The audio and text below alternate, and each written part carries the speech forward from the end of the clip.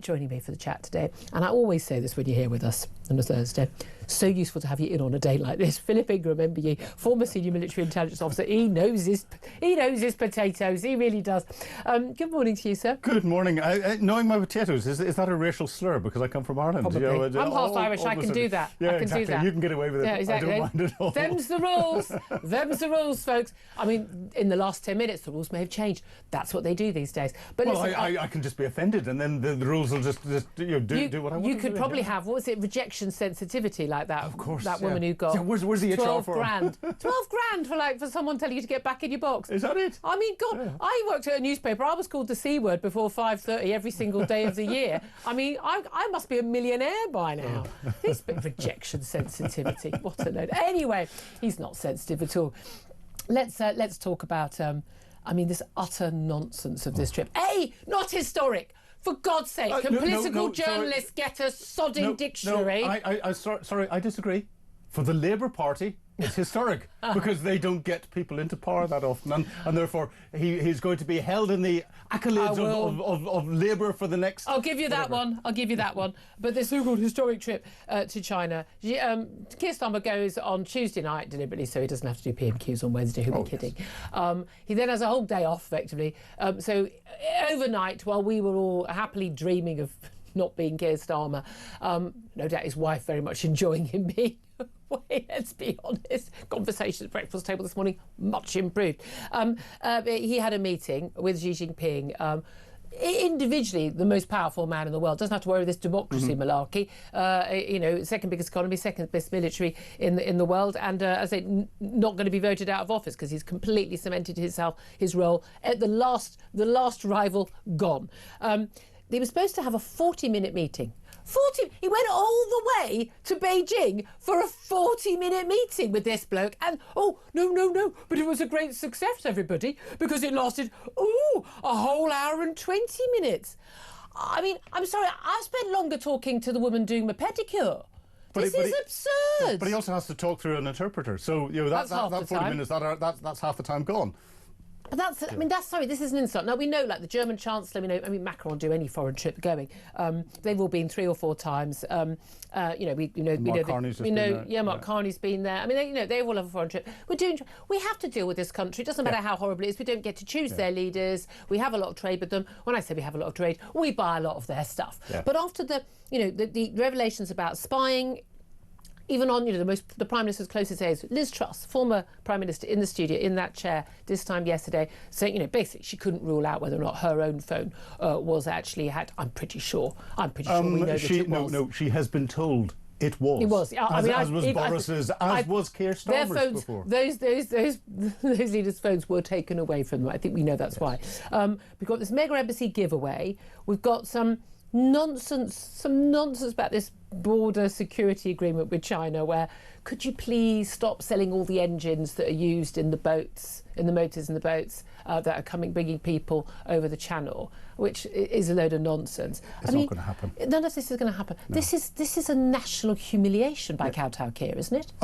Kowtow two-tier, never hear, don't care. Yes. It's Starmer. Yes, it is a national humiliation. And the important things like Jimmy Lai, a British citizen being held in a Chinese prison for exercising what would be a normal democratic right. And we know Keir Starmer doesn't like that. He doesn't like protesters. Well, and he doesn't like democratic rights. He wants to prosecute people, but that's a different matter for doing it. But Jimmy Lai in Hong Kong, we have let China forget about the international agreement that we had on the handover of Hong Kong and just run roughshod all over us. No, it's appalling. We do have to do business with China because we're the 6th largest economy in the world. They're the 2nd largest economy in the world. We're both permanent members. By a long way bigger than ours. Yeah, but we're both permanent members of the Security Council of the United Nations. We're both nuclear powers as well. So we have to, at a certain level, you recognise that it is right and appropriate that Keir Starmer goes there, but he needs... we have to. That's the real world. Yes, but there's an awful lot that he needs to do, and this, to go for a 90-minute meeting, for goodness sake. 80, don't exaggerate it. Well, I was, because it's historic. I have to exaggerate. Genuinely, 80. No, it was no. 1 hour 20, 60, 80. No, definitely 80 minutes. Definitely 80 minutes. Come on, guys, come up with a new nickname for him, because we got, you say kowtow here, never here. Kowtow tier, two tier, never here, don't care. No, but I mean, there must be. I genuinely. It's genuinely embarrassing. We've got the spying in the UK here. We've got the hacking of the phones. We've got, as you say, Jimmy Lai, who's a British citizen. He's a British citizen. He's a British. He was originally born in China. He escaped to Hong Kong. Built an amazing life, pro-democracy activist, but also very leading businessman, owned the biggest newspaper out there. He's a serious player, incredibly impressive man. But it's life on the line. And we're going to be talking to his son at midday. But we've got the Uyghur people, we've got the human rights abuses, we've got slave labour camps, which are making a lot of the solar panels and wind turbines. We've got our intellectual property being stolen. Yeah, industrial espionage on an industrial scale. We've got on this. Kemi Badenoch was right, really, that she wouldn't be doing this trip at this time right now. But the only point would be, and he's been justifying it, but it's about the British people, British trade, and they talked about they've made real progress. Look at real progress on tariffs for whiskey. We're looking at how we are looking at how they're to be reduced on visa-free travel. This is for the British citizens to go to China. Big demand for that. Yeah, visa-free travel to help them make more money from British tourists. How far, how much, and when that can start. On the information exchange on small boats, the cooperation that we need within a dialogue, actually, about greater strategic focus on security and defence. So a very good, constructive meeting with real outcomes. The relationship is in a good place, a strong place. That's what he told broadcasters this morning. What a load of abject, nothing nonsense. You know what that says to me? Because before these meetings go on, there's a huge amount of effort put in out of the embassy and diplomats talking to diplomats. And the businesses that are with him will have been doing the deals that are to be announced today. Getting all of this sorted out so that whenever the leaders meet, they make decisions.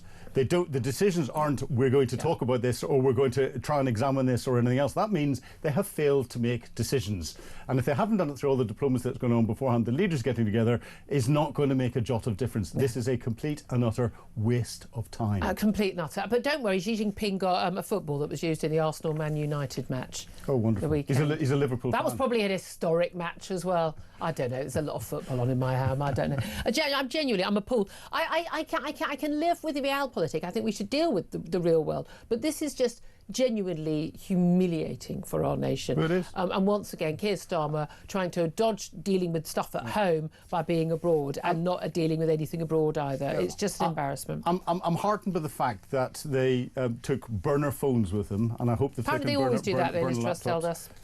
Yes, they should do that. Boris apparently didn't. No, because he's unreliable. But on this case, they took a burner aircraft with them because they couldn't trust an RAF aircraft not to be interfered with, because they couldn't guard it all of the time. So that's why it didn't go in Boris Force 1. They went in a hired British Airways aircraft. But if you've got all of that... How would that be safer? Well, because it goes back into the commercial environment. It's not used for flying government so they would ministers around all the time. But again, why can't they guard it all the time? This is pathetic if they can't do it. Is it true that they take a tent for the Prime Minister to have in his aides, to put up in a little mini pop-up tent to have in their bedroom so that they can get changed in and out of their PJs and their smart clothes? No comment. Without anyone... They do. Isn't that extra? Here's the thing. If you're going to a country like that, maybe they're not friends. Oh, no, but also, seriously, China, can we talk about this? You do a lot of really, really awful things, but wanting to see Keir Starmer naked is probably the worst. Oh, I don't know. Think of the compromise if they threaten to put that up on OnlyFriends. No one would want to see it. Oh, you've got 18% of the population still support the Labour Party. There's 18% of the population might want to subscribe to that Keir Starmer changing in China OnlyFans. Can we go to an early break? I feel sick. I actually feel nauseous. I didn't think this was where the show was going to go this morning, but there we are. Well, it's your fault for implanting that vision in my mind. We've all got that now. We've all got that picture now. You brought that up. Make it stop. Make it stop. Let's talk about something else. Donald Trump, does that help? I don't know. Compliment on him. He takes a tent as well. So that's definitely. Chilling. Well, he takes a tent for his spray tan. That's different. Chilling threat to Iran yesterday. Whenever he puts something out on his True Social website and he puts it out with "Thank you for your attention to this matter," that usually means, it's pay attention to this. Yes. But he usually, people are calling it a chilling threat to Iran. Basically, make a nuclear deal or face an overwhelming military onslaught. Now, no talk about help for the people who have been slaughtered in their tens of thousands. 30,000 seems to be the minimum number that we can possibly think. Young people going out simply asking to have basic civil rights and freedoms, sort that we, by the way, used to take for granted in this country. But talking about his beautiful armada of warships ready to attack. He's talking about the nuclear threat, a nuclear deal, talking, you know, taking them out. But he's not talking about helping the people. He said, go out on the streets and we will help you. We will not allow China to crack down. I'm sorry, he's failed these people. He made a promise he shouldn't have made, or if he made a promise he should have kept. He made a promise he shouldn't have made. But going after he's got three options here. You build on what he's done already in destroying Iran's nuclear capability. They haven't reined back and they're still going forward. So go and deal with that. But in doing that, that's sending a clear message to the regime that we can attack the IRGC. If need to, the Iranian Revolutionary Guards Corps. Do it then. And we can attack the leadership. He's then got the ability to escalate and you try and you set the conditions for things to calm down. But the key thing is having that armada there. It's not just one big aircraft carrier, which is, by the way, the size of a city. Yeah. It's a huge number of boats alongside it is, but you don't really need that. That's demonstration. Isn't that about protecting the allies? It is, but it's also about flag waving and I probably can't say this now, but so I won't. Okay, willy waving. Okay, yeah, you can absolutely say. Yeah, what he's saying is, I've got something bigger than yours. And if you look at the previous attacks on the Iranian nuclear facilities, most of those were carried out from continental United States or from the United Kingdom, and the Iranians couldn't see them coming. And there was some pre-position capability in the Middle East. He's put an awful lot more in the Middle East, so he's ramping up the pressure. The difficulty with any military option to try and assist any overthrow of the government is what happens next. Yeah, that's always, and again, we've seen that again and again. But again, is there an opposition in waiting? Is there? There's a lot to be said for, the same for Afghanistan, Iraq, and other countries. You know what? If you're a threat to us, Iran has made clear, absolute threats to America. They have every right, as far as I'm concerned, to take out that regime. No issue with that whatsoever, and it'd be good for the Iranian people. And for the rest of the world. And then basically say, but it's not our problem what happens afterwards. But of course, it has a habit of becoming our problem. I mean, like Iraq, the lefties, Libya. But the lefties, so we didn't get involved in Syria, and Syria also became our problem. Yeah. But this is the thing: the lefties will be there saying, "Oh, you shouldn't do this, you shouldn't do this, President." It's like, get with the real program. Let's also talk about Keir Starmer once again. When he was a barrister, calling for the European Convention on Human Rights, writing in a book, I can see the anger already, in a book that was written, basically put together by Phil Shiner, who was a completely utterly disgraced, lost his solicitor, basically committed fraud, lost his right to practice, and basically was getting dodgy evidence from Iraq to prosecute British veterans in Iraq. Making it up. Literally making it up, and basically he was ambulance chasing and making money. But Keir Starmer, we know, was involved in a case with him. That was on the front page of the Telegraph yesterday, but also as a barrister, produced a chapter for this book, which basically called for the European Convention on Human Rights to be used to investigate British troops. This man does not like British soldiers. What has happened with this story is it's showing Keir Starmer's true character. It's showing his underlying beliefs, his foundation that everything is built on. And his foundation is not supporting the state, it's attacking the state. It's using rules that were not designed for what he's using them for, that come from organisations that are not under the control of the legislature in this country to deal with what this country is doing. He is happy to see our troops being prosecuted, but of course we have to remember that he comes from a political party that's happy to give on-the-run letters and immunity effectively to terrorists that are attacking them. And the whole point of the Good Friday Agreement was it was supposed to be even-handed, whether you were paramilitary on whichever side, or whether you were the soldiers. Basically we would draw a line. No more prosecutions unless there were very specific crimes. It drew a line for the terrorist organisations. It did not draw a line for the security forces. Now, as a former soldier, if I will say this quite happily, if any person in the military or the security forces has committed a crime, they should be prosecuted and feel the full force of the law. But it should be done in a fair way that's equal to what's going on with everyone else. Nobody should get away with criminal behaviour. And they shouldn't be held to a higher standard than anybody else. No, and it shouldn't be 20, 30, 40, even the statute of limitations allows it 50 years later. But also there's triple jeopardy. I mean, we have a law here, in Britain, unless there's amazing new evidence, that you cannot be tried for the same crime. But we're talking about soldiers facing, 3 different investigations after being found innocent. And it's ridiculous. And what Keir Starmer, if you examine some of the detail, what Keir Starmer's done is, where investigations have happened, where court cases have happened, has found what he has been able to argue is a flaw in the process under European Human Rights Convention to then turn around and nullify what was going on and lead it to another trial. And what that does is it takes the individual, and the pressure that's on them is immense. And we've seen the veterans that have been subject to this say that it's put them to the edge of suicide. I know it's put some other veterans over suicide, and we know that stress causes cancer and other conditions, and that's why some of the veterans have died early. Certainly exacerbates them, doesn't it? Yeah. It's just so appalling. And again, I think we kind of already knew that about him. But this is unforgivable. This is completely unforgivable. Yeah. Nobody in who's been a veteran or nobody who's in the military, I don't understand how any of them could ever vote for anything that he's associated with. Well, it's interesting though, the veterans basically after that big Reform for Veterans event, which then became the Suella Braverman defection event earlier in the week. Veterans saying, look, but don't use us for votes. I mean, this should be a non-party political issue. This is a right and wrong issue. It should be non-party political. It should be non-party political. And the Veterans for Reform bit, every party tries to do something for veterans, and the big beef was against Nigel Farage, and Nigel is Marmite. You either love him or you hate him, and it's the same with veterans, it's the same with everyone else. And you shouldn't start to use issues that are apolitical for political purposes. The trouble is all parties do it. Oh yeah, exactly.